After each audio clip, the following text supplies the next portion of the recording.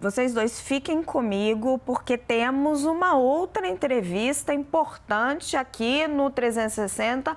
Hora de conversar com outro protagonista na reforma tributária, o relator da reforma, o deputado Aguinaldo Ribeiro. Deputado, seja muito bem-vindo ao 360. Boa tarde, o senhor me ouve bem? Boa tarde a todos. Sim, estou ouvindo bem. Deputado, o senhor ficou por anos discutindo essa reforma e passou os últimos dias fazendo muitos ajustes para tentar atender todos os interesses. No Senado, a gente já percebe o incômodo com o protagonismo que ganhou o Sul e o Sudeste no Conselho Federativo. Se vierem mudanças no Senado, o que vai acontecer na Câmara? Eu acho que essa hora agora é de a gente celebrar, né, a reforma aprovada na Câmara. Isso, de fato, é um momento histórico que nós estamos vivendo. Ninguém acreditava, havia um ceticismo muito grande em relação a uma aprovação de reforma tributária. Hoje, quando terminou a votação dos destaques, né, eu saí, muita gente chegava, olha, eu não acreditava, olha, eu não acreditava, olha, eu não acreditava. De fato, acho que agora é o momento de tomar um fôlego. Acho que o Senado vai ter o tempo do Senado, né, para apreciar essa matéria, uma matéria tão importante, mas em boa monta a gente conversou muito também com vários senadores, o próprio presidente Rodrigo Pacheco, eu já venho conversando há muito tempo, o presidente Arthur também conversando com ele. Então, nós temos a convicção, né, de que nós vamos ter aí uma apreciação num tempo que seja apropriado ao Senado Federal, para que se construa exatamente mesmo a questão do Conselho Federativo, onde nós procuramos ouvir todos os governadores para tentar criar um critério que fosse adequado, né, a todos. É lógico, o Senado é a casa da Federação, né, e se entender que seja necessária alguma mudança, eu acho que também vai construir com os mesmos atores, né? Os mesmos governadores que participaram desse processo, dos prefeitos, né? Também é importante dizer, de capitais e de cidades pequenas, de cidades menores, vamos por assim dizer, né? Que foram todos consultados, né? Nós procuramos endereçar o critério mais equilibrado para atender ao todo. Não é fácil equilibrar todas essas questões federativas, mas graças a Deus nós conseguimos superar, e com a convicção de que nós sabíamos aonde queríamos chegar, que era a aprovação da reforma tributária. Foram muitos pratinhos, né, deputado? Leandro Rezende participa da nossa conversa. Leandro. Deputado, obrigado por estar conversando conosco. Queria até sair um pouco da seara da política e tentar pedir para o senhor uma avaliação para quem está nos assistindo entender três, que o senhor considere que vão ser diretamente relevantes para a vida das pessoas a partir da aprovação da reforma tributária, onde o senhor enxerga que a vida das pessoas, num curto prazo, vai mudar depois que a reforma, enfim, passar no Senado e eventualmente voltar para a Câmara, onde o senhor acredita que vai ter essas mudanças mais imediatas?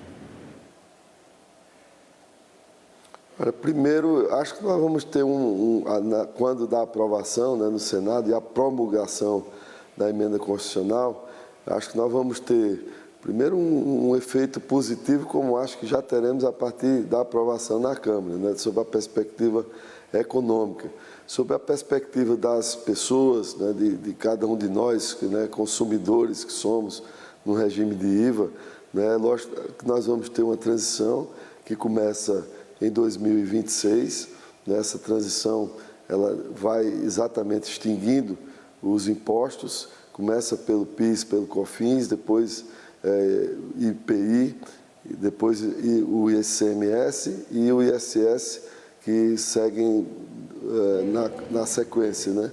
Então, nós vamos ter esses efeitos, né, começando nos próximos anos, porque a gente ainda precisa ter a regulação, após a aprovação da emenda constitucional, a legislação complementar, que vai inclusive instituir o imposto, os impostos, né? O imposto e a contribuição, na verdade, que vai também dosar todo esse processo. Mas o que nós vamos ter de efeito disso, né, prático para o cidadão?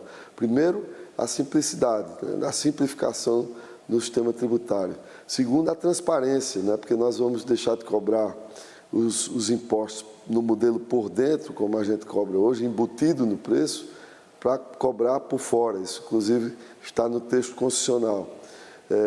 Terceiro, nós vamos ter mais segurança jurídica, né, porque nós acabamos o cabedal de legislação de interpretação. E do ponto de vista prático, né, nós, para o cidadão até que tem uma renda menor no nosso país, né, para a população de baixa renda, mas não só para de baixa renda, nós instituímos, que inclusive foi um debate que foi gerado durante todo esse tempo, a Cesta Básica Nacional de Alimentos. E nós remetemos essa cesta no Comando Constitucional com alíquota zero, ou seja, para que cada cidadão brasileiro possa comprar a sua cesta básica, que será definida quais produtos em lei complementar, mas esses produtos que todos nós consumimos, né, os nossos cidadãos de baixa renda também possam ter acesso sem pagar de fato impostos. Hoje a nossa cesta básica ela tem uma incidência, um custo médio de 11, uma alíquota média de 11,8 no Brasil, né, porque ela varia de acordo com os estados brasileiros, as alíquotas, e nós passaremos a ter uma alíquota zero. Eu acho que é um ponto também muito relevante que comunica com a sociedade. Um outro que está estabelecido, também a ser estabelecido em lei complementar, é a possibilidade de também se instituir um cashback, né, mas esses modos do cashback ainda não foram, vamos dizer assim, nivelados, alinhados entre os seus idealizadores e os demais membros do GT, né? Nós discutimos bastante, não chegamos a um bom termo em modelo cashback. Deputado, desculpe interromper o senhor, mas assim, resumindo tudo isso que o senhor falou, para as pessoas que estão em casa entenderem, com essa reforma, a carga tributária aumenta, diminui ou fica igual? Não, o objetivo da reforma tributária nós colocamos dispositivos para que não se aumente a carga tributária, lógico.